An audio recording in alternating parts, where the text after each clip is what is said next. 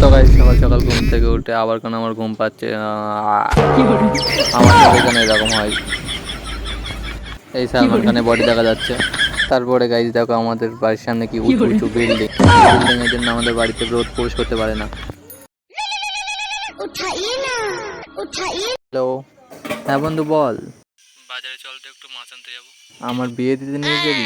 আরে বাজারে মাছ আনতে যাবো, তোর মাথায় শুধু বিয়ের চিন্তা। এই যে আমার গার্লফ্রেন্ড না ইয়ে মানে বন্ধু 3 লাখ টাকা দামে কেটিএম নিয়ে চলে এসছে এখন। বন্ধুর কেটিএম এ পেট্রোল ছিল না, তাই তো পেট্রোল মারছিল। তো এটা গান গাওয়া যাক। আমি যে কে তোমার তুমি তা বোঝো না, আমি চির। তো গাইজ এখানে বন্ধু বলছিল যে লোকে মশার পেটি মানে লোকে মাছের পেটি খাবে। তো গাইজ এখানে মশা নিয়ে না মানে মাছ নিয়ে কমপ্লিট হয়ে গেছে। আর এই যে দেখতে পাচ্ছ এই প্রাণীরা শুধু খাওয়া খাওয়া খাওয়া খাওয়া ছাড়া আর কোনো কথা নেই। এই আমার গার্লফ্রেন্ডকে একটু জড়িয়ে ধরি।